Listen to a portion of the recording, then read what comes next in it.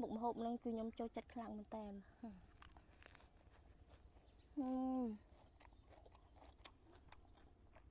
ចាប់ជាតិគ្នាបានល្អណាស់បងប្អូនអើយម្ហូបយើងឆ្ងាញ់ហើយប៉ុន្តែបើយើងតុបតែងទៅវា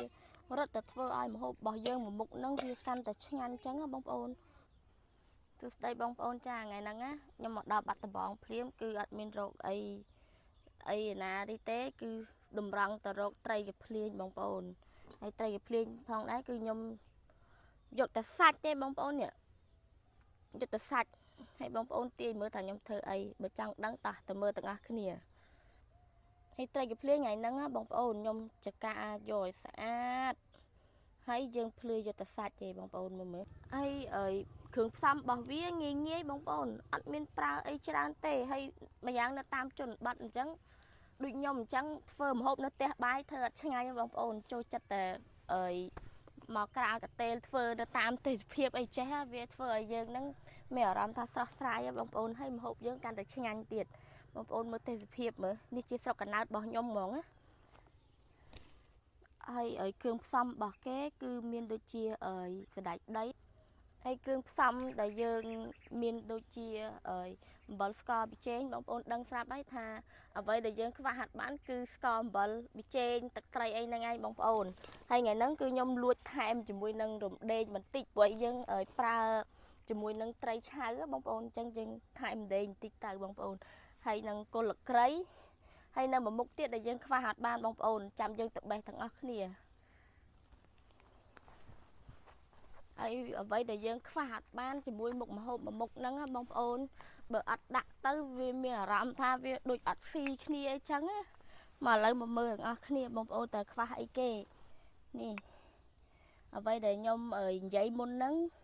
គឺអ្វីដែលយើងខ្វះអត់បាននេះបងប្អូនដែលយើងខ្វះអត់បានណាបងប្អូនដូចខ្ញុំនិយាយខាងដើមចឹងបើសិនជាបងស្រីណាដែលថាចូលចិត្តម្ទេសដូចខ្ញុំអូយអត់ម្ទេសដូចម្ហូបនឹងឆ្ងាញ់យ៉ាងណាក៏អត់ន័យហ្មងខ្ញុំអញ្ចឹងណាបងប្អូនបើថាអត់មានម្ទេសឲ្យខ្ញុំហូបម្ហូបមួយមុខហ្នឹងគឺអត់ន័យហ្មងចង់ឆ្ងាញ់ធ្លាក់ពីលើមេឃមិនក៏ដោយក៏អត់មានម្ទេសហូបគឺអត់ឆ្ងាញ់ទេបងប្អូនអើយឥឡូវខ្ញុំបង្ហាញពីគ្រឿងផ្សំចែកជូនបងប្អូនហើយឥឡូវយើងមកមើលពីរបៀបធ្វើមុនដំបូងគឺខ្ញុំហាន់ក្រូចឆ្មាច្របាច់ជាមួយសាច់ត្រីនឹងដើម្បីឲ្យសាច់ត្រីយើងនឹងឆ្អិនល្អហើយក្រូចឆ្មាយើងហាន់ជាចំណិតដុំចឹងមកបងប្អូនងាយស្រួលយើងច្របាច់យកទឹកវាចេញចឹងណាហ្នឹងហើយបើមានគ្រាប់យើងខ្វេះគ្រាប់ចេញទៅបងប្អូនយើងច្របាច់ក្រូចឆ្មាចូលមកបាច់ឲ្យច្រើនណាបងប្អូនកុំនេះពួកអីដោយសារតែយើងប្រើត្រីឆៅអញ្ចឹងយើងត្រូវការក្រូចឆ្មាច្រើនវាចូលហើយយើងកូរវាឲ្យវាចូលជាតិគ្នាបើនៅយើងណោះមានស្រោមដៃមានអីចឹងយើងអាចច្របាច់វាដើម្បីឲ្យវាចូលជាតិលឿនតែនៅនេះអត់មានចឹងខ្ញុំប្រើវែកបងប្អូន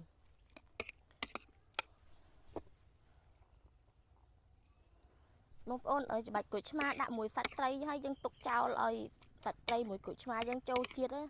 យើងមកហាន់គល់ក្រៃមួយខ្ទឹមសខ្ទឹមក្រហមហើយនឹងរំដេងយើងសិនយើងមកចាប់ដើមហាន់លក្រៃបងប្អូនហាន់ដូចយើងច្រាំប្រហុកឆៅអញ្ចឹងណាហាន់វាកង់ទៅ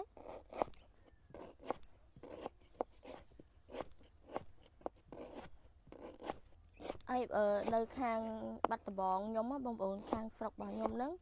ធានាឲ្យបងប្អូននៅត្រីសាច់បន្លែអីគឺធម្មជាតិ 100% ចង់និយាយថាសាច់ត្រីមិនមែនត្រីចិញ្ចឹមឬក៏ត្រីអីណាបងប្អូនពួកអីខ្ញុំនៅចិត្តទន្លេបងប្អូនខែហ្នឹងគឺបងប្អូនយើងគាត់នេសាទបានអីចឹងណាដាក់លបដាក់ឡើឬក៏ដាក់មងអីបានចឹងណាបងប្អូនខ្ទឹមក្រហមយើងចិតជាចំណិតចេះមកបងប្អូនហើយស្ដើងអញ្ចឹងងាយស្រួល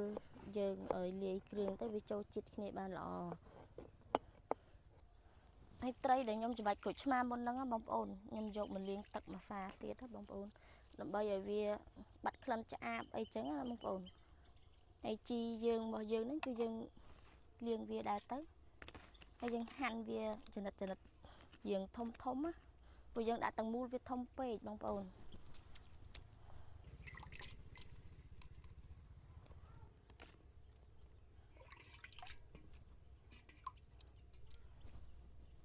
យើងចាប់ផ្ដើមលាយ គ្រឿងរបស់យើងដាក់សាច់ត្រីចូលមកសាច់ត្រីដែលយើងមានមុននឹងបងប្អូនដាក់ទាំងអស់មកតបមកយើងចាប់ផ្ដើមដាក់គ្រឿងដែលខ្ញុំរៀបរាប់ប្រាប់បងប្អូនពីដើមមានម្ទេសគល់ស្លឹកគ្រៃអីចឹងណាម្ទេសខ្ទឹមសខ្ទឹមក្រហមហ្នឹងយើងដាក់មកទាំងអស់មកបងប្អូនដាក់វាចូលមកអូហើយយើងដាក់សណ្តែកដីជាមួយជី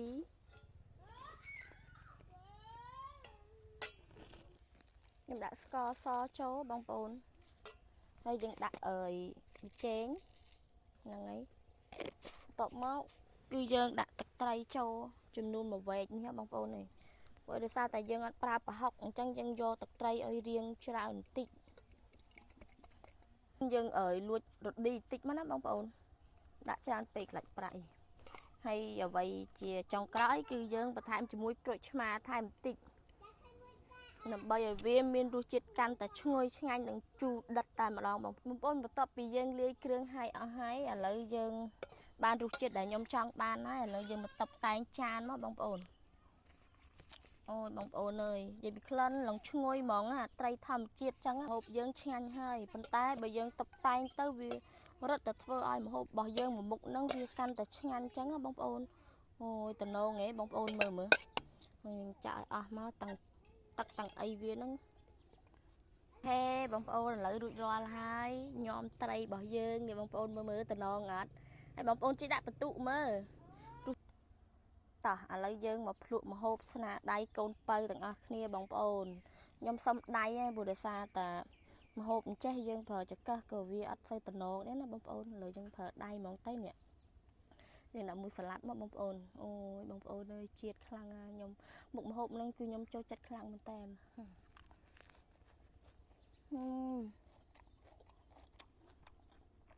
ចាប់ជាតិគ្នាបានល្អណាស់បងប្អូនអើយ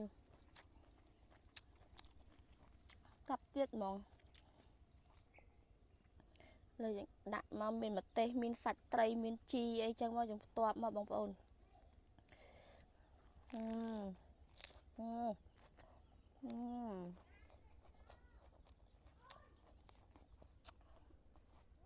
ចាប់គ្នាបានល្អបងប្អូនឆ្ងាញ់